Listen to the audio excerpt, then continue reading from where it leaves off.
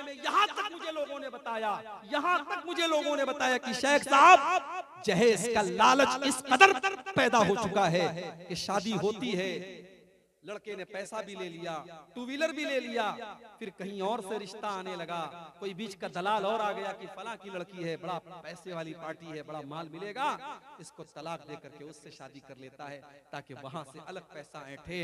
मेरे भाइयों, हमने शादी ब्याह को भी हमने सौदेबाजी बना दिया। हमने लड़के और लड़कियों को एक तरीके से शादी के मौके पर हमने उनका धंधा करना शुरू कर दिया। अरे हमसे अच्छे तो वो लोग हैं जो अपनी बेटियों को जाकर के बेच देते हैं बाजार में और उसकी कीमत खा जाते हैं। अगर हमने जहेज के इस चलन को नहीं रोका, इसका मतलब ये हुआ कि हम अपने बेटे और बेटियों की तिजारत कर रहे हैं। ये जहेज याद रखिए, ये तकरीर करने से खत्म नहीं होगा, तकरीर करने से खत्म नहीं होगा। ये जहेज, ये इज्तिमाई जुर्म है, ये पूरा समाज इसमें मुलव्विस है। जब तक पूरा समाज जागरूक नहीं होगा, हम और आप जागरूक नहीं होंगे, तब तक ये लानत समाज से नहीं खत्म हो सकती।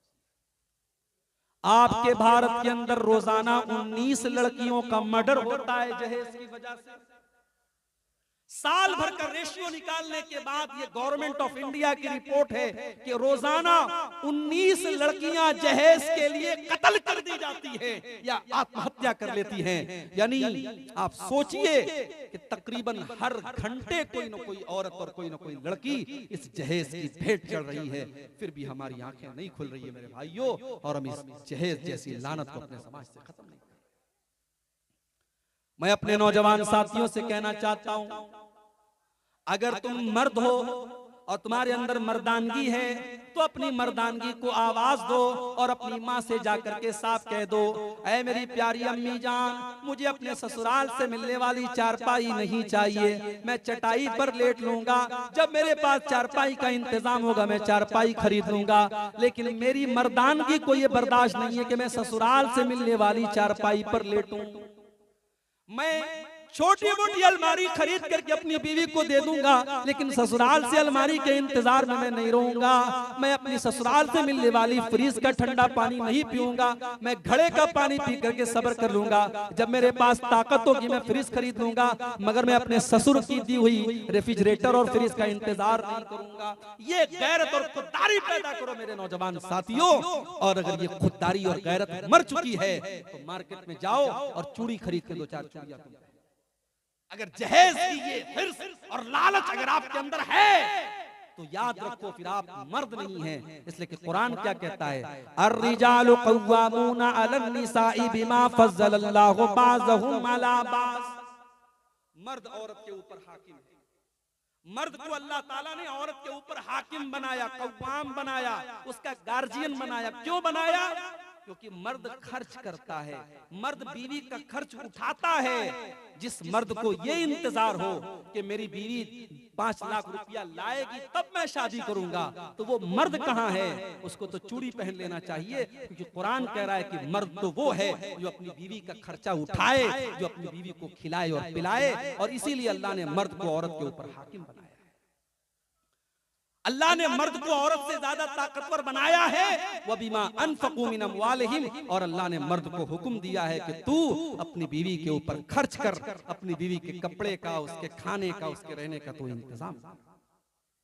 जो जिम्मेदार हैं अगर वो ये तय कर लें कि हम अपनी शादियों में जहेज का लेन देन नहीं करेंगे, और हाँ हमारी प्रॉपर्टी में जो हिस्सा हमारी बेटी का बनेगा हमारी वफात के बाद वो हमारी बेटी को दिया जाए, अगर ये माहौल भी आप पैदा करें तो मैं समझता हूं कि जहेज का लेन देन बंद हो सकता है। इसलिए कि जहेज एक तरफ गलत है, हराम है, नाजायज है, और दूसरी तरफ लड़की का जो हक है प्रॉपर्टी में वो अल्लाह ने बनाया है। आज उससे हम और आप अपनी बेटियों को महरूम कर देते हैं।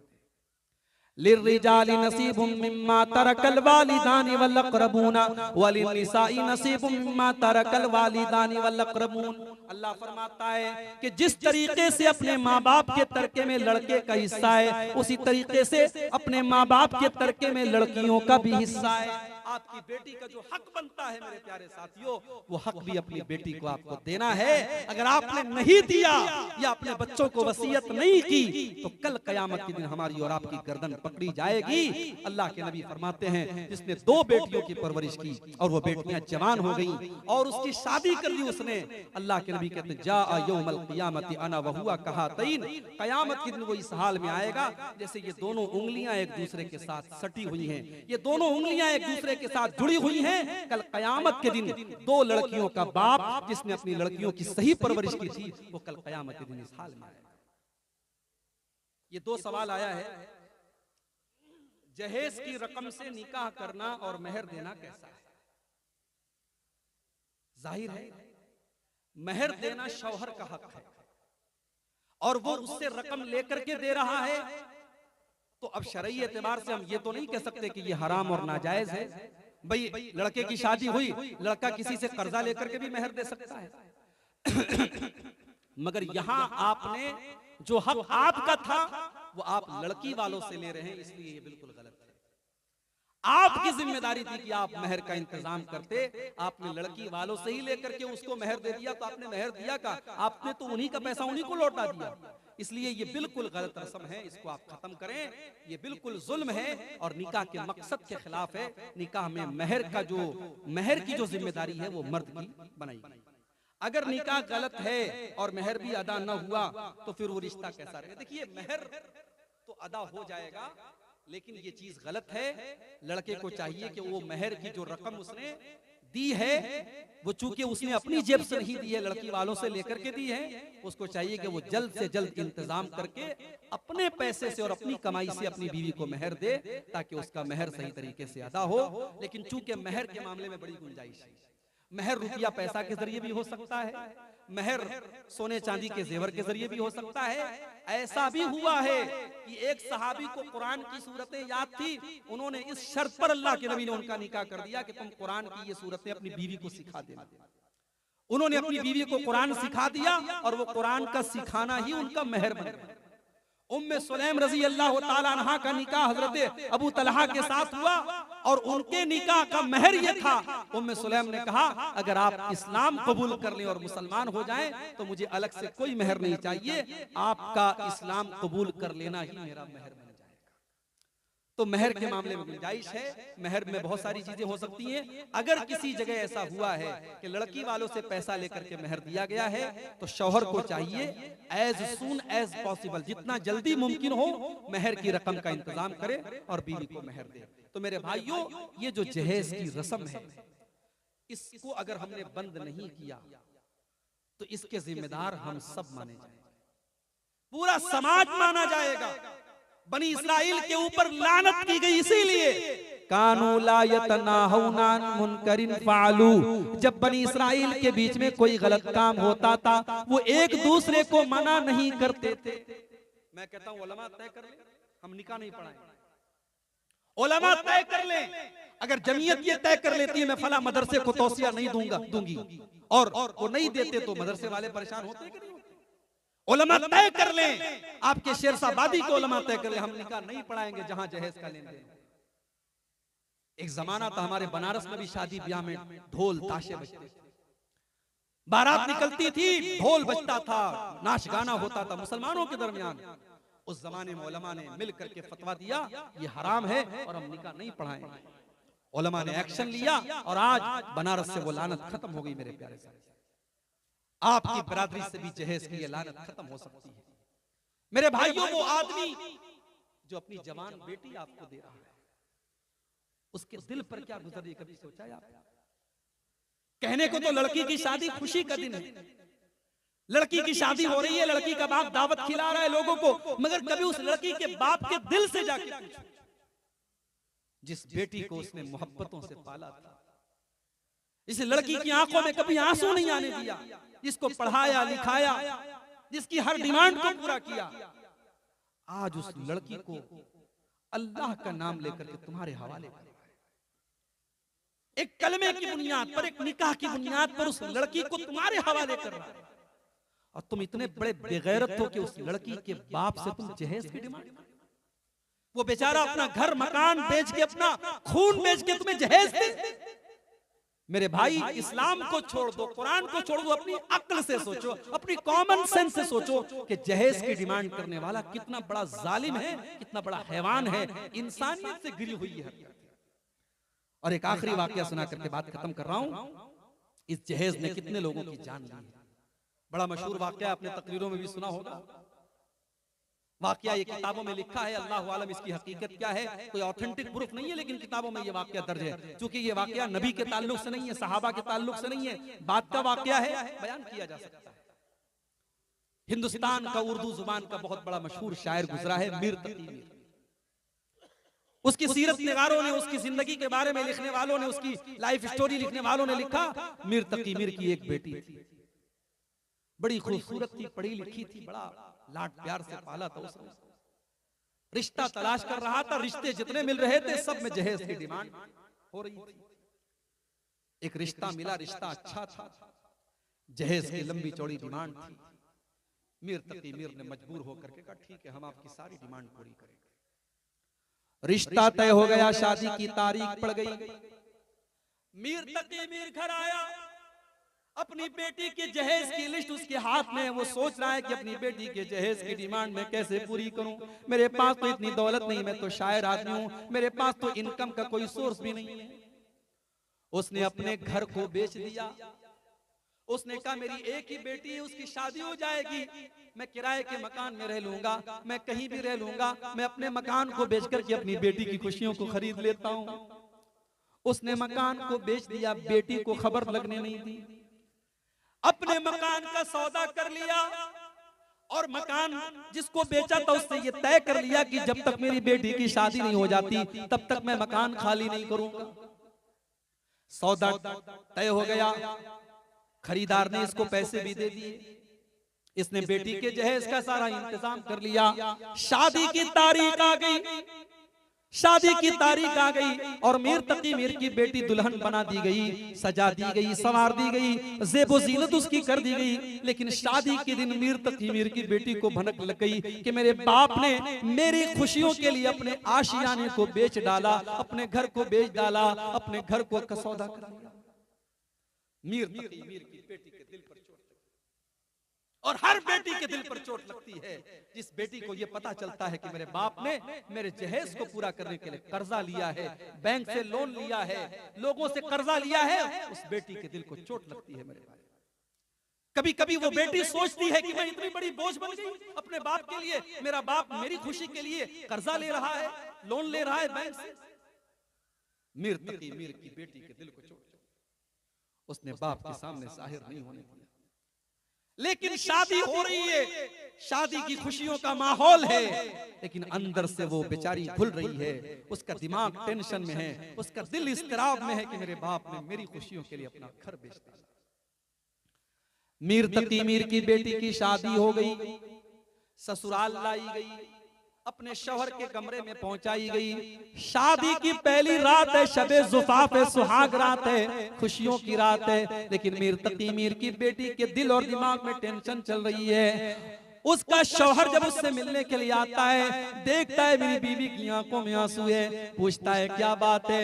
मीर तकी मीर की बेटी कहती है कि आपके घर वालों की डिमांड को पूरा करने के लिए मेरे बाप ने अपना मकान बेच डाला था। और इतना कहते कहते वो रोने लगी और उसके दिल को ऐसा सदमा लगा, मीर तकी मीर की बेटी का हार्ट अटैक हो गया, उसके दिल की हरकत रुक गई और ऑन द स्पॉट उसका इंतकाल हो गया, मर गई। शादी की पहली रात मर गई। सुबह हुई, मीर तकी मीर को खबर मिली बेटी का हार्ट अटैक हो गया, इंतकाल हो गया। भागा भागा आया, बेटी के ससुराल पहुंचा, सामने बेटी की लाश को कफनाया गया है और उसकी खूबसूरत बेटी आज कफन के सफेद कपड़े में मलबूस लिपटी हुई रखी हुई है। मीर तकी मीर शायर था, शायरी की जुबान में बातें करता था। उसके दिल का दर्द शायरी की जुबान में निकला। उसने बेटी की लाश को देख करके कहा, अब आया है आराम जां, अब आया है आराम जां, ख्याल इस नामुरादी में, अब आया है आराम जां, ख्याल इस नामुरादी में, कफन देना तुझे भूले थे हम तेरी शादी में। मेरी बेटी, तेरा बाप एक चीज देना तुझे भूल गया, उसने कफन तुझे नहीं दिया था। अगर कफन दिया होता तो आज तेरे जिस्म के ऊपर ये कफन का कपड़ा तेरे ससुराल का ना होता, तेरे बाप का दिया गया होता। आज तेरे बाप को एहसास हो रहा है, उसने तेरी शादी में सब तो दिया, लेकिन तेरे कफन का कपड़ा नहीं दिया।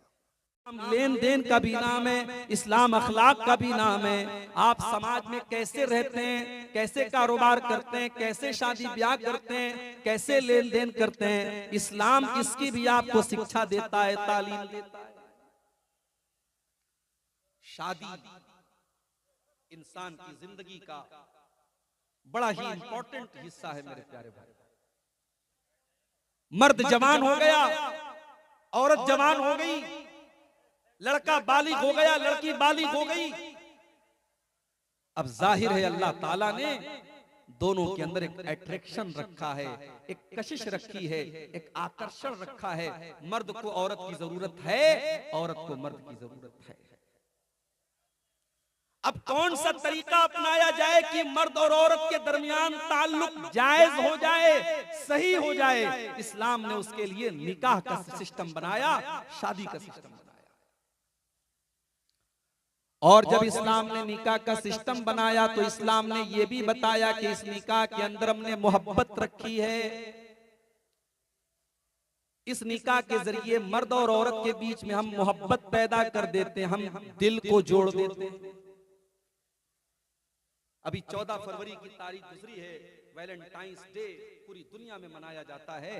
उसको मोहब्बत के नाम से लोग याद करते हैं कि मोहब्बत का दिन है, इश्क का दिन है, प्यार का दिन है। अच्छा, बड़े मजे की बात है, वैलेंटाइंस डे मनाने वालों से पूछो तुम्हारी बहन को कोई गुलाब का फूल दिया कि नहीं दिया, तो भड़क जाएगा। तुम कैसी बात कर रहे हो? तुमने किसी की बहन को गुलाब का फूल दिया, तुमने किसी की बहन के साथ वैलेंटाइंस डे मनाया तो बहुत अच्छी बात है। तुम्हारी बहन ने किसके साथ मनाया मैंने पूछ लिया तो तुम तो बुरा लगा। इसका मतलब ये हुआ कि तुम जिसको मोहब्बत का नाम दे रहे हो, जिसको प्यार कह रहे हो, जिसको लव कह रहे हो, जिसको इश्क कह रहे हो, ये इश्क नहीं है, ये लव नहीं है, ये प्यार नहीं है, ये हवस है, ये लस्ट है, ये वासना है, ये जिस्म की भूख है और ये टाइम पास है। और ये इसीलिए आज आप देखिए कि लोग लव और प्यार के नाम पर आज एक दूसरे से ताल्लुक कायम करते हैं, और जब जी भर जाता है तो जिस तरीके से कलम इस्तेमाल करने के बाद कलम को फेंक दिया जाता है, रिश्तों को भी लोग फेंक देते। लेकिन जब एक लड़का लड़की के दरमियान निकाह का मुकद्दस पवित्र बंधन बनता है, जब निकाह होता है, जब मौलवी साहब कुरान की आयतें पढ़ करके लड़के से कहते हैं मैंने आपका निकाह फलाना के साथ कर दिया, आपने कबूल कर लिया, लड़का कहता हाँ मैंने कबूल कर लिया। जब अल्लाह का नाम लेकर के जब ये ईजाब व कबूल होता है और निकाह का रिश्ता जब वजूद में आता है तो अल्लाह कुरान में कहता है कि अब हम मोहब्बत पैदा करें। और ये अजीब व गरीब मोहब्बत है जो रेस्टोरेंट में पैदा नहीं हो सकती, जो किसी पार्क के अंदर पैदा नहीं हो सकती, जो किसी कॉलेज के कमरे के अंदर पैदा नहीं हो सकती, जो दुनिया के किसी गंदे रूम में पैदा नहीं हो सकती। ये मोहब्बत पैदा होती है निकाह। वमिन आयातिही अन खलक लकुम मिन अनफुसिकुम अज़वाजन लितस्कुनू इलैहा। अल्लाह ताला की बहुत बड़ी निशानी ये भी है कि उसने तुम्हारे लिए तुम्हारी बीवी को बनाया, तुम्हारा जोड़ा बनाया, लितस्कुनू इलैहा, ताकि तुम अपनी बीवी से सुकून हासिल करो। मर्द को औरत के जरिए, औरत को मर्द के जरिए सुकून मिलता है निकाह के बाद, शादी के बाद मियां बीवी एक दूसरे के सुकून का जरिया। और इसीलिए अगर किसी बीवी के अंदर ये क्षमता ना हो कि वो अपने शौहर को सुकून दे, अगर शौहर अपनी बीवी को सुकून न दे तो समझ लो कि वो अपने रिश्ते के साथ इंसाफ नहीं कर रहा है। अगर मर्द घर में आता है, औरत अपने शौहर के लिए न तो सजती है, न संवरती है, न मेकअप करती है, न शौहर का दिल लुभाती है, न शौहर से प्यार से बातें करती हैं, तो वो औरत ये समझ ले कि वो अपने शौहर को गलत रास्ते पर ले जाने पर उकसा रही है, वो अपने शौहर को अपने आप से दूर कर रही है। अल्लाह के नबी से पूछा गया, अय अल्लाह के नबी सबसे बेहतरीन औरत कौन? अल्लाह के प्यारे नबी फरमाते हैं, अल्लती तसुर्रुहु इज़ा नज़र, सबसे बेहतरीन औरत वो है शौहर देखे तो खुश हो जाए। शौहर बाहर से जब घर में आए, टेंशन लेकर के आए, तकलीफ लेकर के आए, परेशानी लेकर के आए, और बीवी का खूबसूरत चेहरा, मुस्कुराता हुआ चेहरा और बीवी की मीठी मीठी बातें सुन करके उसकी टेंशन दूर हो जाए, उसका गम हल्का हो जाए, उसकी परेशानी दूर हो जाए, ये एक बेहतरीन और एक आइडियल बीवी की निशानी है मेरे प्यारे।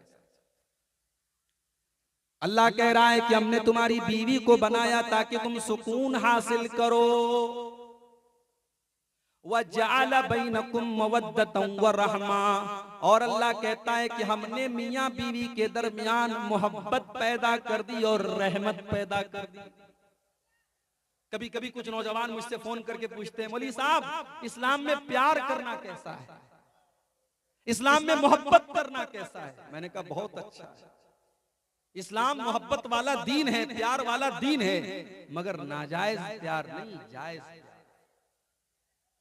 इस्लाम जायज प्यार का हुक्म देता है, और वो जायज प्यार निकाह के जरिए पैदा होता है। वो प्यार जो अल्लाह शौहर के दिल में डालता है, वो प्यार जो बीवी के दिल में अल्लाह डालता है। लड़का कटिहार का रहने वाला, लड़की कहीं और की रहने वाली, खानदान अलग है, दोनों ने कभी एक दूसरे को देखा भी नहीं था। लड़के वालों ने जाकर के लड़की को देखा, लड़की पसंद आई, रिश्ता तय हो गया, निकाह हो गया, लड़की दुल्हन बनकर के घर में आई। सारी जिंदगी दोनों ने एक दूसरे को कभी देखा नहीं था, लेकिन शादी हो जाती है और 2-4 रोज के बाद इतनी मोहब्बत पैदा हो जाती, इतना प्यार पैदा हो जाता है। लड़का नौकरी के सिलसिले में अपने शहर के बाहर जाने लगता है, कटिहार से बाहर जाने लगता है, दिल्ली मुंबई कलकत्ता जाने लगता है। उसकी 4 दिन की आई हुई बीवी की आंखों में आंसू आ जाते हैं, वो रोने लगती है, वो हाथ पकड़ करके शौहर को मना करती है, मुझे छोड़ के न जाओ, मुझे अपने साथ लेकर के जाओ। ओ लोगो, ये मोहब्बत उस औरत के दिल में किसने डाली? उस शौहर के दिल में उस बीवी की मोहब्बत किसने डाली? कुरान कहता है ये मोहब्बत सोशल मीडिया के जरिए पैदा नहीं हुई, ये मोहब्बत फेसबुक के जरिए पैदा नहीं हुई, ये मोहब्बत इंस्टाग्राम के जरिए पैदा नहीं हुई। वमिन आयातिही अन खलक लकुम मिन अनफुसिकुम अज़वाजा, हमने तुम्हारी बीवियों को बनाया ताकि तुम उनसे सुकून हासिल करो। वजअल बैनकुम मवद्दतन व रहमा, और हमने मियाँ बीवी के दिल में एक दूसरे की मोहब्बत पैदा कर दी। और एक बात बताऊं, मियाँ बीवी के रिश्ते को अल्लाह ने क्या कहा है कुरान में? हुन्ना लिबासुल लकुम व अंतुम लिबासुल लहुन्ना, मर्द अपनी औरत के लिए लिबास है और औरत अपने मर्द के लिए लिबास है। लिबास का मतलब समझते हैं? मैं ब्लेजर पहन के बैठा हूं आपके सामने, क्यों साहब? मैं टी शर्ट पहन के क्यों नहीं आया? क्योंकि मुझे पता है कि मुझे ब्लेजर अच्छी लगती है।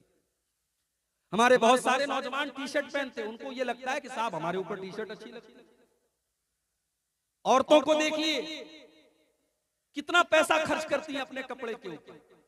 कपड़ा और लिबास इंसान को जीनत देता है, इंसान को सजाता है, इंसान को खूबसूरत बनाता है।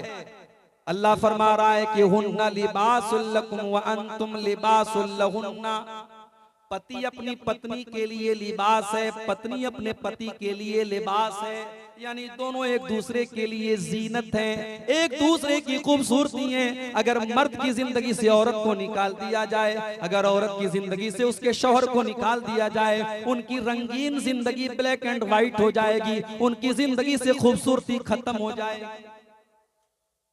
और लिबास का एक काम और भी है, गर्मी का मौसम आया कॉटन का कपड़ा पहन लिया, सर्दी का मौसम आया हमने ऊनी कपड़ा पहन लिया, बरसात का मौसम आया, हम रेन कोट पहन करके निकल गए। लिबास हमें और आपको मौसम के नुकसान से बचाता है। गर्मी में गर्मी से बचाता है, सर्दी में ठंडक से बचाता है, बारिश में बारिश से बचाता है। अब जरा कुरान की इस आयत पर गौर करो। अल्लाह कह रहा है, हुन्ना लिबासुल लकुम व अंतुम लिबासुल लहुन्ना। तुम्हारी बीवी तुम्हारे लिए लिबास है, वो तुमको ज़िनाकारी के खराबियों से बचाती है। तुम्हारे पास जब बीवी रहेगी, तुम्हारी शर्मगाह का गलत इस्तेमाल नहीं होगा, तुम्हारी आंखें नहीं बहकेंगी, तुम गलत रास्ते की तरफ नहीं जाओगे। और अगर शादी करने के बाद भी तुम्हारी शर्मगाह गलत रास्ते पर जा रही है और तुम्हारी नजरें गलत रास्ते पर जा रही है, तो तुम डबल मुजरिम हो, क्योंकि तुम्हारे पास हलाल रास्ता मौजूद था। इसलिए इस्लाम ये कहता है, अगर शादीशुदा मर्द या शादीशुदा औरत अगर जिना करती है और किसी गैर के साथ ताल्लुक कायम करती है, तो शादीशुदा मर्द और शादीशुदा औरत को सजाए मौत दे दी जाएगी। उसको पत्थरों से मार मार के खत्म कर दिया जाएगा, क्योंकि वो मुजरिम नहीं है, वो डबल मुजरिम है। उसके पास तो अपनी ख्वाहिश को पूरा करने के लिए हलाल रास्ता। हुन्ना लिबासुल लकुम, औरतें अपने शौहर के लिए लिबास हैं और शौहर अपने मर्द अपनी बीवी के लिए लिबास है। अच्छा, लिबास का एक काम और भी है। यहां जितने लोग बैठे हैं, सबके बदन पे कपड़ा है। कोई लुंगी पहने हुए है, कोई पाजामा पहने हुए है, कोई पैंट पहने हुए है, लेकिन सबके बदन पे कपड़ा है। अगर इस पूरे जलसे में कोई अचानक से आ जाए जो बिल्कुल नंगा हो, उसके बदन पे कपड़ा ना हो, तो पहली नजर में हम कहेंगे कि यह आदमी पागल है, ये आदमी पागल है। अगर ये सही होता तो ये नंगा ना होता। एक अक्लमंद इंसान जिसका दिमाग सही तरीके से काम कर रहा हो, ऐसा नहीं हो सकता कि वो नंगा घूमेगा, क्योंकि लिबास हमारी सतरपोशी करता है, हमारी शर्मगाह को ढांपता है, हमारी इज्जत पर पर्दा डालता है। अब जरा कुरान की इस आयत पर गौर करो। हुन्ना लिबासुल लकुम व अंतुम लिबासुल लहुन्ना, तुम्हारी बीवी तुम्हारे लिए लिबास है, तुम अपनी बीवी के लिए लिबास हो। वो तुम्हारी इज्जत पर पर्दा डालती है, तुम उसकी इज्जत पर पर्दा डालते हो। वो तुम्हें छुपाती है, तुम उसे छुपाते हो। तुम दोनों एक दूसरे के लिए पर्दा हो, पर्दा। इसीलिए अल्लाह के नबी ने सख्ती से मना किया है। सुहाग रात के बाद लड़के अपने दोस्तों से शेयर करते हैं अपनी बातें, इस्लाम ने कतई तौर पर हराम किया है। बेडरूम के अंदर मियां बीवी के दरमियान जो बातें हो रही हैं, जो मोहब्बत हो रही है, वो मियां बीवी के दरमियान का एक राज है, एक सीक्रेट है। उस सीक्रेट को आपको किसी के सामने जाहिर नहीं करना है। खबरदार, खबरदार, कोई औरत अपनी सहेलियों को न बताए, कोई मर्द अपने दोस्तों को न बताए। अल्लाह के नबी ने मना किया है। क्यों मना किया है? फरमाया, हुन्ना लिबासुल लकुम व अंतुम लिबासुल लहुन्ना, तुम दोनों एक दूसरे का लिबास हो। और लिबास का काम तो पर्दा डालना होता है, लिबास का काम बेपर्दा करना नहीं होता। अल्लाह, ये मोहब्बत है जो निकाह के जरिए पैदा होती है मेरे भाई। इसीलिए इस्लाम ने निकाह करने का हुक्म दिया और निकाह को आसान बनाने का भी हुक्म दिया। अल्लाह के नबी फरमाते, खैरुन निकाही ऐसरुहु, सबसे ज्यादा बरकत वाला निकाह वो है जिसके अंदर सबसे कम खर्च किया जाए, सबसे आसानी के साथ निकाह हो जाए। इसीलिए अल्लाह के नबी ने निकाह को आसान करते हुए फरमाया, इज़ा खतबा, जब तुम्हारे लड़का या लड़की के लिए, इज़ा खतब इलैकुम मिम्मन तरज़ौना दीनहु व खुल्क़हु, जब तुम्हारे लड़का या लड़की के लिए कोई अच्छा रिश्ता आ जाए, दीनदार घर का रिश्ता आ जाए, अच्छे अखलाक वाले घर का रिश्ता आ जाए, फज़व्विजुहु, तो तुम अपनी लड़की की शादी कर दो, तुम अपने लड़के की शादी कर दो। अगर तुम ऐसा नहीं करोगे, इल्ला तफालू, अगर तुम ऐसा नहीं करोगे, तकुन फितनतुन फिल अर्ज़ि व फसादुन अरीज़, तो जमीन के अंदर बहुत ज्यादा फसाद फैल जाएगा, फितना फैल जाएगा। आज फितना फैल रहा है, फितना फैल रहा है। आज हमने निकाह को मुश्किल बनाया, बारात का सिस्टम हमने दाखिल किया, जहेज का सिस्टम हमने दाखिल किया। लाखों रुपये का वलीमा होगा तब निकाह होगा, बारात 200 लोगों की बारात जाएगी तब निकाह होगा, 2 व्हीलर और 4 व्हीलर मिलेगी तब निकाह होगा। हमने जब निकाह को इन रस्मों के जरिए बोझल बनाया, नतीजा ये निकला आज निकाह मुश्किल हो रहा है और ज़िना इतना आसान हो गया। ज़िना मोबाइल की एक चैटिंग के जरिए आज ज़िना हो जाता है, व्हाट्सएप के जरिए एक चैटिंग के जरिए आज होटल के किसी कमरे में जाकर के ज़िना किया जा रहा है। आज ज़िना इस कदर आम हो रहा है, हमने निकाह को मुश्किल बना करके मेरे प्यारे साथियों हमने ज़िना को आसान बना दिया। याद रखो मेरे भाई, तबलीगी जलसा है, इस्लाही जलसा है, मैं वही बातें करूंगा जिसका ताल्लुक समाज की इस्लाह से है। अगर मेरी बातें आपको बुरी लगे तो मुझे माफ करना, मगर जो समाज की हकीकत है वो मैं आपको दिखाऊंगा। आज हमने और आपने ज़िना को आसान कर दिया और निकाह को मुश्किल। कितने घरों में लड़कियां आज 30-30 साल की हो गई, बाप के पास बेटियों के जहेज का इंतजाम नहीं है, बेटियों की शादी करने के लायक वो नहीं है, वो बेचारा गरीब है, मजदूर है, वो कैसे कैसे अपनी रोजी रोटी चलाता है, वो कहां से लाखों रुपए का इंतजाम करेगा। 30-30 साल की 35-35 साल की बिन ब्याही लड़कियां आज बैठी हुई हैं। मेरे प्यारे साथियों, जो लड़की 18 साल की उम्र में जवान हो चुकी है, जिसके अंदर मर्द के साथ शादी करने की ख्वाहिश 18 साल की उम्र से पैदा हो चुकी है, जिसके अंदर नेचुरल तौर पर अल्लाह ताला ने वो जज्बा 18 साल की उम्र में रखा है, उस लड़की को आपने 30 साल की उम्र तक 35 साल की उम्र तक आपने उसको बिठा के रखा है। अगर उस लड़की के कदम बहक गए, वो गलत रास्ते पर चली गई, अल्लाह न करे उसने कोई गलत काम कर दिया, तो सोचो मेरे भाई उसका कौन कौन जिम्मेदार होगा। लड़के आज 18 साल की उम्र में जवान हो चुके हैं, शादी हो रही है 30 साल की उम्र में, 32 साल की उम्र में। हमारा बेटा भी अपने पैर पे नहीं खड़ा हुआ है, जब सरकारी नौकरी मिलेगी तब शादी करेंगे, जब अच्छा खासा पैसा कमाने लगेगा तब शादी करेंगे। लड़का 18 साल की उम्र में जवान हुआ, आप शादी कर रहे हैं 30 साल की उम्र में, क्या 12 साल तक वो क्या नमाज पढ़ करके और तहज्जुद पढ़ करके और कुरान पढ़ करके अपने आप को गुनाहों से बचा लेगा? नहीं नहीं मेरे प्यारे साथियों, ये बड़ा मुश्किल रास्ता है, ये बड़ी मुश्किल डगर है। आप अपने बच्चे और बच्चियों को खतरे में डाल रहे हैं, उन्हें गलत रास्ते पर लेके जा रहे हैं। अल्लाह के नबी फरमाते हैं, या माशर शबाबी मन इस्तता मिनकुमुल बाअ फलयतज़व्वज फइन्नहु अग़ज़्ज़ु लिलबसरि व अहसनु लिलफर्ज। अल्लाह के नबी फरमाते हैं, ऐ नौजवानों, जब तुम शादी के काबिल हो जाओ, जब तुम जवान हो जाओ और बीवी का खर्चा उठाने के काबिल हो जाओ, फलयतज़व्वज, तो तुम निकाह कर लो। उलमा कहते हैं यहाँ नबी ने हुक्म दिया है फलयतज़व्वज, हमारे उलमा बेटे इनसे पूछ लो, फलयतज़व्वज ये अम्र का सेगा है और शरीयत का कायदा है कि अम्र का सेगा वजूब पर दलालत करता है। जहाँ कुरान और हदीस में हुक्म दिया जाए और दूसरा कोई करीना मौजूद ना हो तो वहाँ अम्र वजूब पर दलालत करता है। इसलिए जिस नौजवान को ज़िना का खतरा हो उसके लिए शादी करना फर्ज है, फर्ज, उसके लिए शादी करना फर्ज और वाजिब है। अगर ज़िना का खतरा है तो उस मर्द के लिए और उस औरत के लिए निकाह करना फर्ज है। मेरे प्यारे साथियों, निकाह सुन्नत नहीं है, निकाह मुस्तहब नहीं है, निकाह करना फर्ज है उसे। और क्यों करना है उसको निकाह? नबी अकरम ने वजह भी बताया, फ़इन्नहु अग़ज़्ज़ु लिलबसर, जब वो शादी कर लेगा तो उसकी निगाहें झुक जाएंगी, उसके पास हलाल तरीके से अपनी शहवत को पूरा करने के लिए उसकी बीवी मौजूद होगी, उसकी निगाहों पर उसको कंट्रोल हो जाएगा। वह अहसनु लिल फर्जी, और उसकी शर्मगाह भी महफूज हो जाएगी, वो शर्मगाह का भी गलत इस्तेमाल नहीं करेगा। ये है निकाह की बरकत। निकाह के जरिए आपकी शर्मगाह और आपकी नजरें ये दोनों महफूज हो। अच्छा, नजर का शर्मगाह से बड़ा गहरा ताल्लुक है।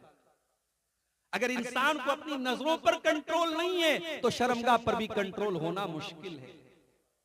जो दिन रात मोबाइल पर नंगी तस्वीरें देखेगा उससे कोई बईद बात नहीं है कि वो ज़िना भी कर लेगा।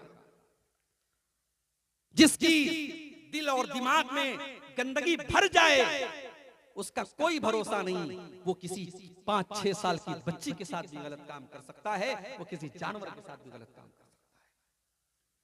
इसीलिए अल्लाह के नबी फरमाते हैं अल ऐनानी ज़िनाहुमन नज़र, आंखों का ज़िना गलत चीजों को देखना है। वल उज़नानी ज़िनाहुमल इस्तिमा, कानों का ज़िना गलत चीजों को छूना सुनना है। वल लिसानु ज़िनाहुल कलाम, और जुबान का ज़िना गलत चीजों को जुबान से निकालना है। वल यदु ज़िनाहल बत्शु, और हाथों का ज़िना गलत चीजों को टच करना है। आप बस में जा रहे हैं, आप ट्रेन में जा रहे हैं, कोई औरत आपके बगल से गुजर रही है, आपके बगल में बैठी है, वो गैर औरत आपका हाथ अगर उसको टच भी कर रहा है, ये टच करना भी हाथ का ज़िना है। अल्लाह के नबी फरमाते हैं गलत चीज को, नाजायज चीज को छूना भी हाथ का ज़िना है। इसीलिए अल्लाह के नबी ने फरमाया कि किसी के सर पे लोहे के हथौड़े से मार करके उसके सर में लोहे की कील ठोक दी जाए, ये उतनी तकलीफ की चीज नहीं है। उससे ज्यादा तकलीफ की चीज ये है कि एक मर्द किसी गैर औरत को टच करे, उसको हाथ लगाए, ये उससे बड़ा गुनाह है। उसके सर पे अगर लोहे की कील ठोक दी जाए, उसमें कम तकलीफ है जितनी तकलीफ उसको कयामत के दिन इस पर होगी कि उसने किसी गैर औरत को टच किया। आगे अल्लाह के नबी फरमाते वर्रिजलो ज़िनाहल खुता, पैरों का ज़िना गलत चीजों की तरफ चल के जाना है। आंखों से ज़िना हो रहा है, जुबान से ज़िना हो रहा है, कानों के जरिए तुम गंदे गंदे गाने और बॉलीवुड के सॉन्ग सुन करके कानों से ज़िना कर रहे हो, तुम जुबान से गाली बक करके जुबान से ज़िना कर रहे हो, तुम हाथों से गलत चीजों को टच करके अपने हाथों से ज़िना कर रहे हो, तुम पैरों से गलत रास्ते पर जाकर के पैरों से ज़िना कर रहे हो। और अल्लाह के नबी फरमाते हैं जब इन तमाम चीजों पर इंसान को कंट्रोल नहीं होता है, वल क़ल्बु यहवा व यतमन्ना, उसके बाद इंसान के दिल में गलत काम करने की तमन्नाएं पैदा होने लगती हैं, उसके दिल में इच्छाएं पैदा होने लगती हैं। वल फर्जु युसद्दिकु ज़ालिका व युकज़्ज़िबुहु, और उसके बाद या तो उसकी शर्मगाह वो काम कर डालती है या उस काम से बच जाती है, या तो इंसान ज़िना कर डालता है या बचा लेता है, लेकिन शुरुआत इन्हीं चीजों के जरिए होती है। आज ये ज़िना आम हो रहा है, और क्यों आम हो रहा है? क्योंकि हमने निकाह को मुश्किल बना दिया। रिश्ते नाते करने से लेकर के शादी तक कितनी लंबी लिस्ट है जो हम नाजायज और हराम काम करते हैं। ये हल्दी की रस्म कहां से आई? ये मेहंदी की रस्म कहां से आई? लड़की को हल्दी लगाई जा रही है, खानदान की सारी लड़कियां इकट्ठा हुई हैं, सब पीले पीले रंग के कपड़े पहने हुई हैं। उस घर में अकीका की दावत तो नहीं होती, वलीमा की दावत तो नहीं होती, लेकिन हल्दी की रस्म जरूर पूरी की जा रही है। सारी लड़कियां हल्दी के कलर का कपड़ा पहनी है और दुल्हन को हल्दी लगाई जा रही है। फंक्शन हो रहा है, पार्टी हो रही है, नाच गाना हो रहा है, रात में औरतें गीत गा रही हैं। ये तमाम चीजें मेरे प्यारे साथियों हिंदू मजहब से ली गई हैं और आपके हिंदुस्तानी कल्चर से ली गई हैं। इस्लाम में ये तमाम चीजें हराम हैं। अल्लाह के प्यारे नबी फरमाते हैं मन तशब्बह बिकौमिन फहुव मिनहुम, जो किसी कौम की नकल करेगा, जो किसी कौम के तरीके पर चलेगा, वो कल कयामत के दिन उन्हीं लोगों के साथ रहेगा। शादी हो रही है, नाच हो रहा है, गाना हो रहा है, मुसलमान के घर की शादी है, और आगे बहुत बढ़ करके बताऊं अहले हदीस के घर की, सीने पर हाथ बांधने वाला और रफ़ुल यदैन करने वाला और आमीन जोर से बोलने वाला और नबी की एक सुन्नत पर अमल करने का दावा करने वाला, उसके घर में भी नाच गाना हो रहा है शादी के मौके। मेरे प्यारे साथियों, अगर आपका दावा है कि आप अहले हदीस हैं, और मैं बयान करता हूं बनारस में और दूसरे इलाकों में कि मैं जब सीमांचल के इलाके में जाता हूं, मैं एक ऐसी कौम के दरमियान भी जाता हूं जिसको शेरशाबादी कौम कहते हैं, जो 99% अहले हदीस है, जो 99% कुरान और सुन्नत पर चलने वाली है। मगर जब आपके समाज में मैं ये सुनता हूं कि जहेज का लेन देन भी हो रहा है, शादी ब्याह पर नाच गाना भी हो रहा है, तब मुझे सोचने पर मजबूर होना पड़ता है कि क्या हम सिर्फ इन्हीं चीजों के लिए अहले हदीस हैं? क्या हमारी शादी ब्याह और हमारे निकाह का तरीका तरीका क्या ये कुरान और हदीस के मुताबिक नहीं होना चाहिए मेरे भाई? शादी ब्याह में नाच गाना हो रहा है, अच्छे अच्छे दीनदार घरों में नाच गाना। अल्लाह के नबी फरमाते, इब्ने माजा की रिवायत है, यकूनु फी हाज़िहिल उम्मती खस्फुन व क़ज़्फ़ुन व मस्ख़ुन, मेरी उम्मत पर एक ऐसा जमाना भी आएगा जब लोगों को जमीन में धसा दिया जाएगा। आज तुर्की का जलजला आप देख लें, आज सीरिया का जलजला आप देख लें, आज कितने लोग आज मलबों के नीचे दब करके मर गए, कितनी जगहों पर जमीन के अंदर गड्ढा हो गया, लोग जमीन के अंदर दब करके मर गए। अल्लाह के नबी फरमाते हैं, मेरी उम्मत पर एक ऐसा जमाना भी आएगा, खस्फुन के जमीन में लोगों को धसा दिया जाएगा, वह क़ज़्फ़ुन और आसमान से पत्थरों की बारिश की जाएगी, वह मस्ख़ुन और लोगों के चेहरे सूअर और बंदर के जैसे कर दिए जाएंगे। बाज़ उलमा कहते हैं कि सूअर और बंदर की तरह चेहरा होने का मतलब यह भी हो सकता है कि इंसान की शक्ल तो रहेगी, चेहरा तो इंसान के जैसा रहेगा, मगर नेचर सूअर के जैसा हो जाएगा, सूअर के जैसा बेहया हो जाएगा, बंदर के जैसा बेगैरत हो जाएगा। न भाई को बहन की गैरत होगी, न शौहर को बीवी की गैरत होगी, न बाप को बेटी की गैरत होगी। आज आप देख ले समाज में आज बंदर और सूअर की तरफ बेगैरत होता चला जा रहा है। साहबा ने पूछा, अल्लाह के नबी वो जमाना कब आएगा? आपने फरमाया, इज़ा ज़हरतिल क़ैनात वल मआज़िफ़, जब नाचने गाने वालियां तुम्हारे घरों के अंदर आ जाएंगी। अरे घर छोड़ दो, अब तो मस्जिदों के अंदर आ गई नाचने गाने वाली। तारीख में कभी किसी ने सोचा नहीं था कि अल्लाह के घरों में गाना बजेगा। इमाम साहब नमाज पढ़ा रहे हैं, पीछे किसी के मोबाइल को बेचारा साइलेंट करना भूल गया और उसके मोबाइल पर गाना बजने लगा। उस अकल के अंधे को ये भी उसने नहीं सोचा कि हो सकता है मैं मस्जिद में जाऊं और मोबाइल को साइलेंट करना भूल जाऊं, कम से कम अपनी रिंगटोन को वो कोई नॉर्मल साउंड लगा लेता, कोई घंटी लगा लेता। उस बेचारे को शाहरुख खान से इतना प्यार है, उसने पठान फिल्म का कोई गाना लगा दिया। अब पूरी नमाज जो है, नमाज चल रही है, इमाम साहब बेचारे सज्जे में सुभान रब्बियल आला कह रहे हैं और पीछे उसके मोबाइल पे गाना। ये हालात है मेरे। अभी मैं कलकत्ता गया था, मटिया बुर्ज के इलाके में, बहुत बड़ा मुसलमानों का इलाका है मटिया बुर्ज का इलाका। जुमा का दिन था, सुबह के 11 बज रहे थे जब मैं पहुंचा। मटिया बुर्ज में एक थिएटर है, सिनेमा है। देखा कि बेचारे शाहरुख खान साहब की जो नई फिल्म आई है पठान, जिसको देखना बड़े सवाब का काम है और जिसको देखने के लिए लोग बड़ी आपस में जो है दौड़ धूप और मुकाबला कर रहे हैं। मैंने देखा कि नौजवानों की बड़ी भीड़ लगी है, हाउसफुल चल रही है। हमारा नौजवान आज समझ रहा है कि इस्लाम की तरक्की इसी में है कि मैं ये फिल्म देख लूं, ताकि जो लोग बाइकआउट कर रहे हैं मैं उसका मुंह बंद कर दूं, मैं ये फिल्म देख करके शाहरुख खान का भला करूं। ये हालात है हमारे। अच्छे अच्छे आलिमों का मोबाइल आप देखिए, वो बेचारा फेसबुक पर अच्छी अच्छी बातें देख रहा है। अब फेसबुक तो होशियार है ना, अब फेसबुक पर आप जब उसकी रील्स देखते हैं, आपने कोई वीडियो एक बार देख लिया, अगर आपने वो वीडियो एक बार देख लिया, फेसबुक समझ गया कि ये वीडियो आपको अच्छा लगा, तभी तो आपने पूरा देखा। अब उससे रिलेटेड वीडियो बार बार आएगा। आपने कोई गाना देख लिया, बार बार गाना आएगा। कोई ऐसी चीज, कोई सीरियल वगैरह देख लिया, बार बार सीरियल आएगा। आज आप उलमा और बड़े बड़े दाढ़ी वालों और नमाजियों के मोबाइल पर आज गाने बज रहे हैं। अल्लाह के नबी फरमा रहे हैं कि लोगों के घरों में नाचने गाने वाली आ जाएगी। वशुरिबतिल खुमूर, और अल्लाह के नबी फरमाते हैं कि शराबें बहुत ज्यादा पी जाएंगी। शराब भी आज पी जा रही है।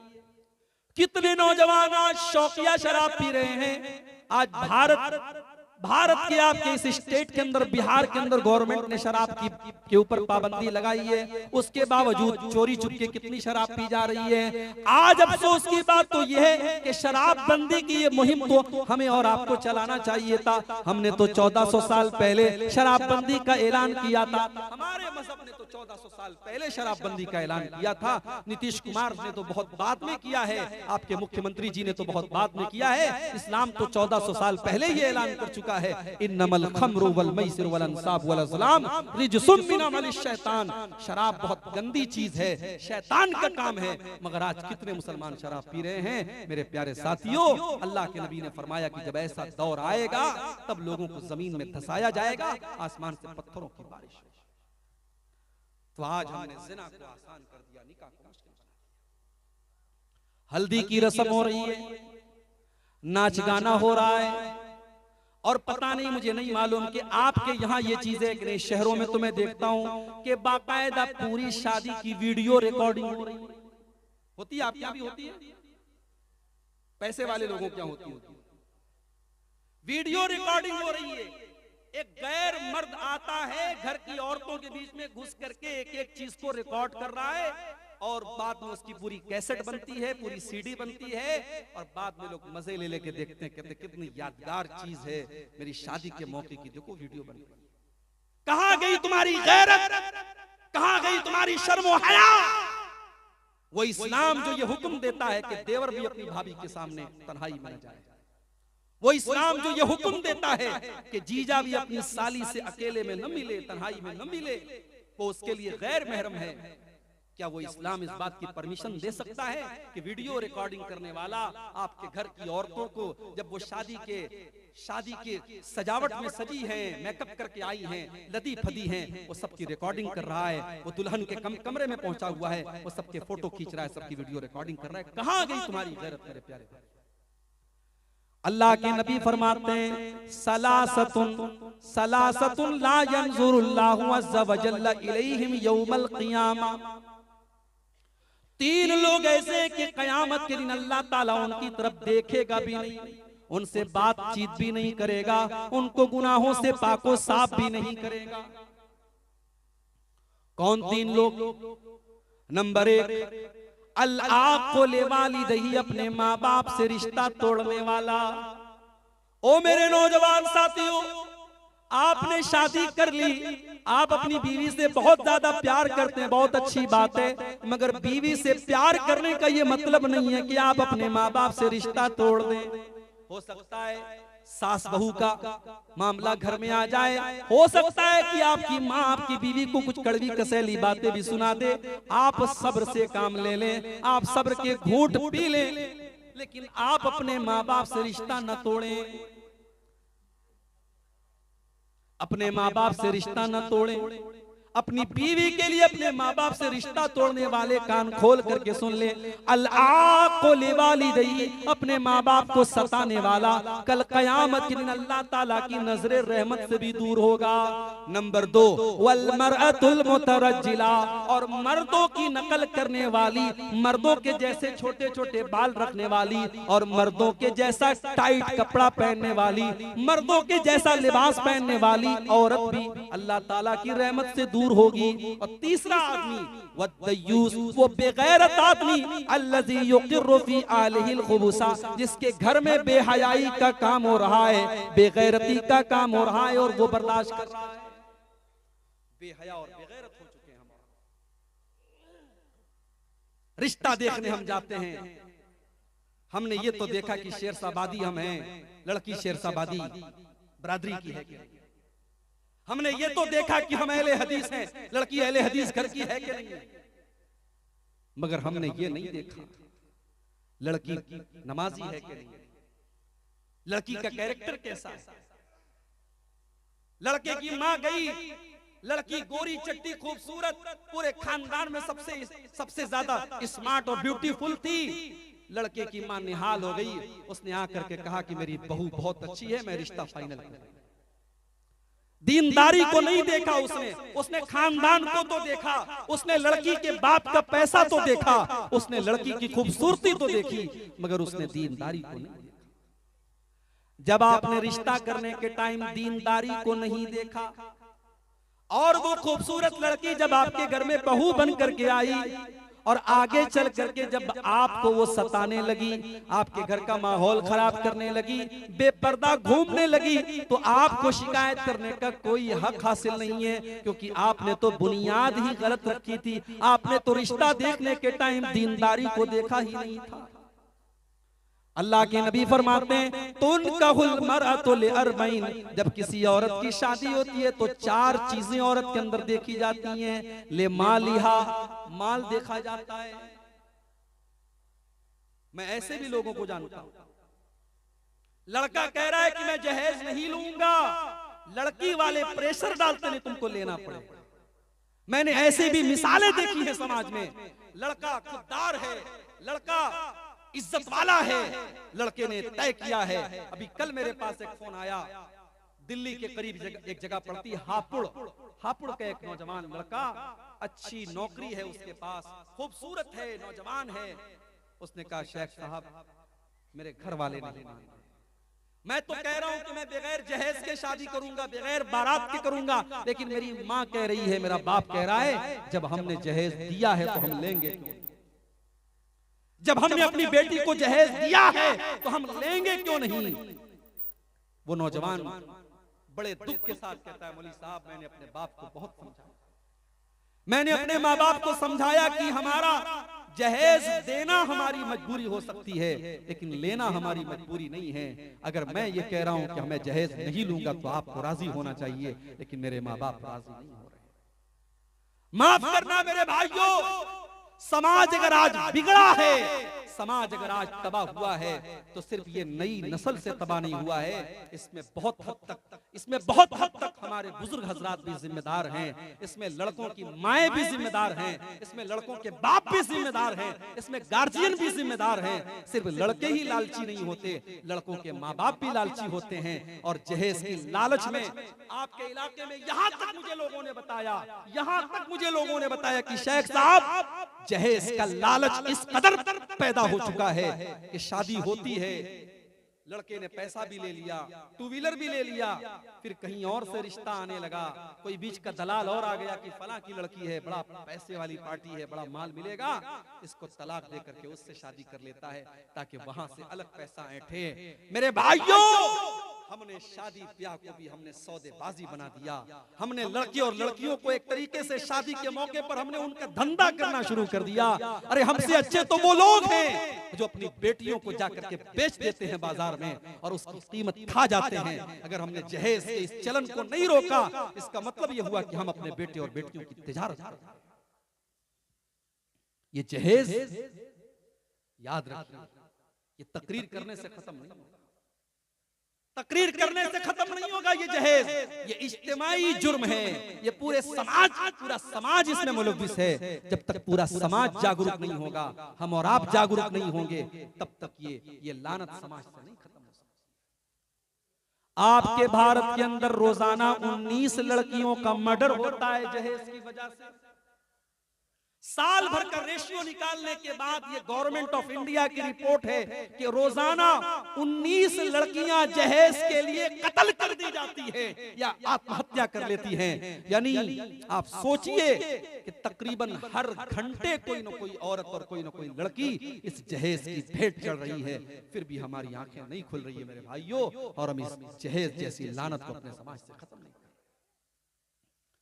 मैं अपने नौजवान साथियों से कहना चाहता हूं, अगर तुम मर्द हो और तुम्हारे अंदर मर्दानगी है तो अपनी मर्दानगी को आवाज दो और अपनी माँ से जाकर के साफ कह दो, ऐ मेरी प्यारी अम्मी जान, मुझे अपने ससुराल से मिलने वाली चारपाई नहीं चाहिए, मैं चटाई पर लेट लूंगा। जब मेरे पास चारपाई का इंतजाम होगा मैं चारपाई खरीद लूंगा, लेकिन मेरी मर्दानगी को ये बर्दाश्त नहीं है कि मैं ससुराल से मिलने वाली चारपाई पर लेटूं।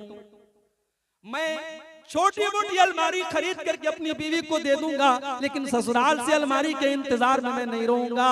मैं अपनी ससुराल से मिलने वाली फ्रीज का ठंडा पानी नहीं पीऊंगा, मैं घड़े का पानी पी करके सब्र कर लूंगा। जब मेरे पास ताकत होगी मैं फ्रीज खरीद लूंगा, मगर मैं अपने ससुर की दी हुई रेफ्रिजरेटर और फ्रीज का इंतजार नहीं करूंगा। ये गैरत और खुददारी पैदा करो मेरे नौजवान साथियों। और अगर ये खुददारी और गैरत मर चुकी है तो मार्केट में जाओ और चूड़ी खरीद के 2-4 चूड़ियां तुम।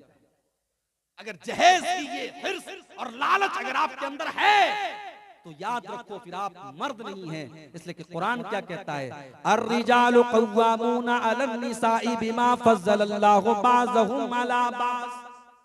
मर्द औरत के ऊपर हाकिम है। मर्द को अल्लाह ताला ने औरत के ऊपर हाकिम बनाया, कव्वाम बनाया, उसका गार्जियन बनाया। क्यों बनाया? क्योंकि मर्द खर्च करता है, मर्द बीवी का खर्च उठाता है। जिस मर्द को ये इंतजार हो कि मेरी बीवी 5 लाख रुपया लाएगी तब मैं शादी करूंगा, तो वो मर्द कहाँ है? उसको तो चूड़ी पहन लेना चाहिए, क्योंकि कुरान कह रहा है कि मर्द तो वो है जो अपनी बीवी का खर्चा उठाए, जो अपनी बीवी को खिलाए और पिलाए। और इसीलिए अल्लाह ने मर्द को औरत के ऊपर हाकिम बनाया। अल्लाह ने मर्द को औरत से ज्यादा ताकतवर बनाया है। वह बिमा अनफकू मिन अमवालिहिम, और अल्लाह ने मर्द को हुक्म दिया है कि तू अपनी बीवी के ऊपर खर्च कर, अपनी बीवी के कपड़े का, उसके खाने का, उसके रहने का तो इंतजाम। हमारे यहाँ शादी होती है, लोग सवाल करते हैं लड़के से, क्या क्या तुझे मिला जहेज? ये पूछते हैं ना, क्या क्या तुझे मिला, कितना कैश मिला, 2 व्हीलर मिली कि 4 व्हीलर मिली, फ्रिज कितने लीटर वाली मिली, अलमारी कैसे मिली, मसेरी कैसे मिली। हम लड़कों से सवाल करते हैं। आइए जरा नबी के दौर में चलते हैं।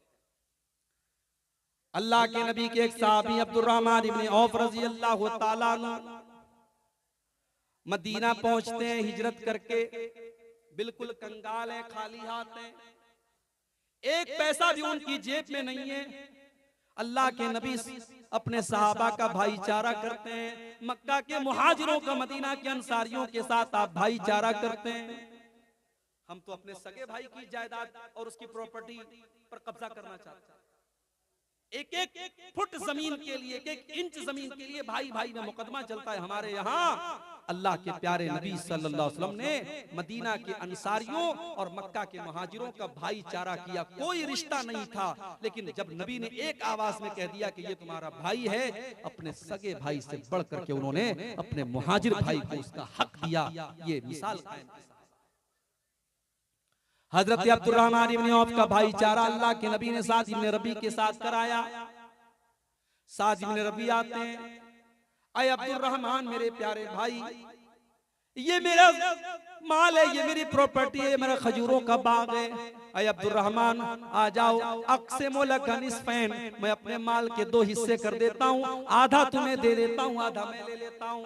अय अब्दुर्रहमान, तुम इस शहर में नए आए हो, तुम्हारी शादी होना भी मुश्किल है, तुम्हें रिश्ता मिलना भी मुश्किल है, तुम्हारे पास रुपया पैसा का इंतजाम नहीं है। अय अब्दुर्रहमान, मेरी 4 बीवियां हैं, तुम किसी बीवी को देख लो, अगर वो तुम्हें पसंद आ जाए मैं तलाक दे देता हूँ, इद्दत गुजारने के बाद मेरी बीवी तुमसे निकाह कर लेगी, तुम्हारा घर भी बस जाएगा, मैं घर भी दे देता हूँ, जमीन जायदाद भी दे देता हूँ, प्रॉपर्टी भी दे देता हूँ, और मैं तुम्हारी शादी का इंतजाम भी कर देता हूँ।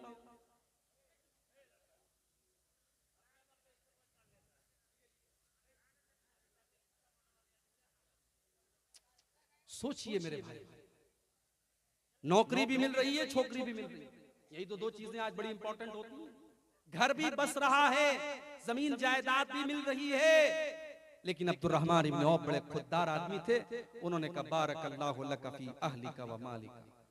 अरे यार, ये सब काम आप लोग पहले कर लो भाई, क्यों बार बार डिस्टर्ब करते हो? अब आखिरी 10 मिनट बचे हैं, उसमें आप लोग डिस्टर्ब कर रहे हैं।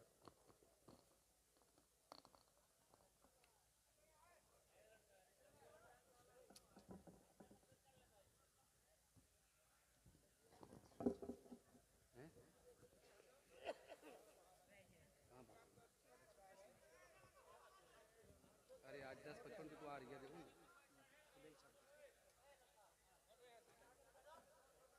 जाओ भाई, जाओ जाओ, छोड़ो उसको, जाने दो।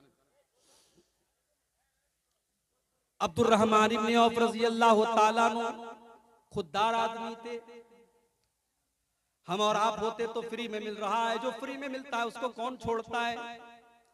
अब्दुर्रहमान इब्न औफ कहते कि मेरे भाई, अल्लाह तेरे माल में बरकत दे, तेरे परिवार में बरकत दे, मुझे तेरी बीवी से शादी नहीं करना, मुझे तेरा घर मकान नहीं चाहिए, मुझे तेरा माल नहीं चाहिए, मैं खुददार आदमी हूँ, मैं बिजनेसमैन आदमी हूँ, मुझे तुम बिजनेस करने का रास्ता बताओ, मुझे बाजार का रास्ता बताओ, मार्केट का पता बताओ मुझे।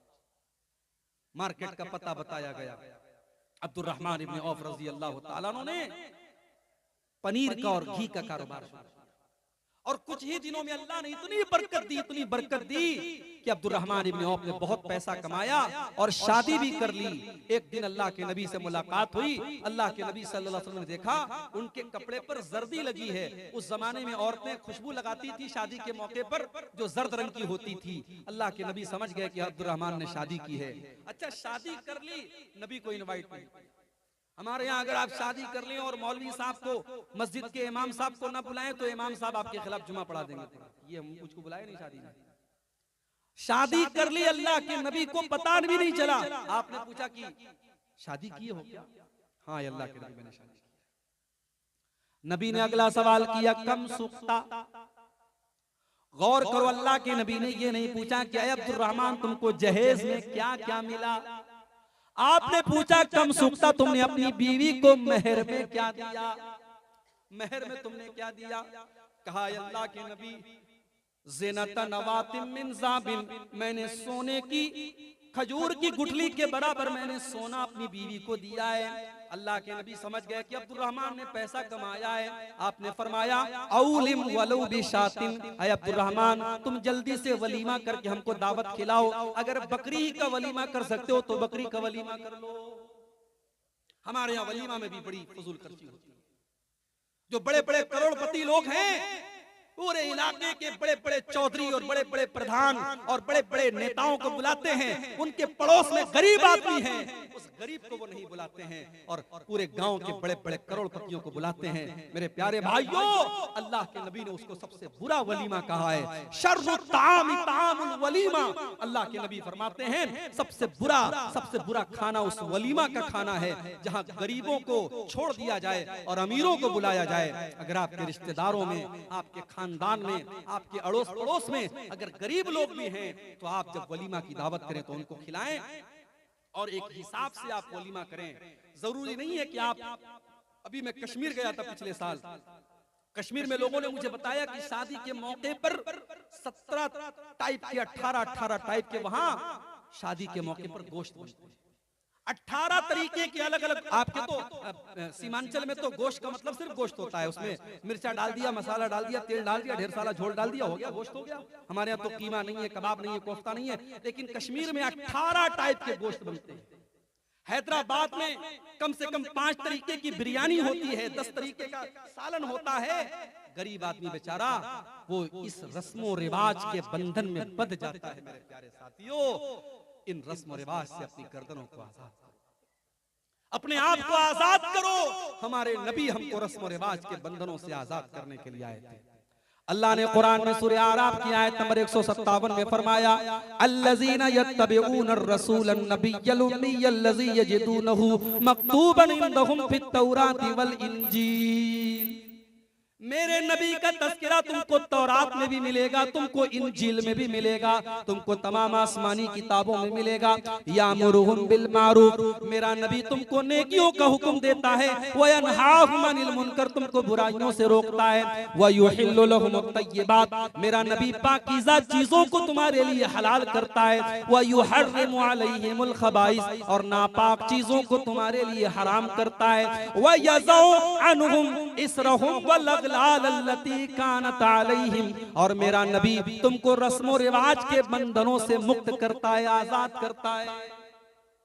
अल्लाह के नबी हमें रस्मों रिवाज के बंधनों से आजाद करने के लिए आए। 1400 साल पहले अरब की धरती पर जब लड़की पैदा होती थी, उस लड़की को भी लोग कलंक मानते थे और उस लड़की को जिंदा जमीन में जाकर के गाड़ देते थे। कुरान करीम में अल्लाह ने नक्शा खींचा, वइज़ा बुश्शिरा अहदुहुम बिल उन्सा, जब उनके घर में लड़की की पैदाइश होती है, ज़ल्ला वजहु मुसवद्दम व हुवा कज़ीम, लड़की के बाप का चेहरा काला पड़ जाता है। यतवारा मिनल कौमि मिन सूइ मा बुश्शिरा बिही, लड़की का बाप अपना चेहरा अपनी कौम को नहीं दिखाता है। अयुमसिकुहु अला हुनिन अम यदुस्सुहु फित तुराब, उसके सामने सिर्फ 2 रास्ते होते हैं, या तो अगर लड़की की परवरिश करेगा तो समाज में उसको जिल्लत सहनी पड़ेगी, और दूसरा रास्ता ये कि अपने ही हाथों से अपनी बेटी को जमीन के अंदर गाड़ दे। अल्लाह फरमाता है, अला सा मा यहकुमून, ओ लोगो तुम कितनी नाइंसाफी करते हो, तुम लड़कियों के ऊपर कितना बड़ा जुल्म करते हो। मेरे नबी ने इस रस्म को खत्म किया और दुनिया को बताया कि लड़की बोझ नहीं है, लड़की रहमत है। और अल्लाह के नबी ने फरमाया मन आला जारियतैनी, जिसको अल्लाह ताला 2 लड़कियां दे दे और उन 2 लड़कियों की वो सही तरीके से परवरिश करे, हत्ता तब लोगा, यहाँ तक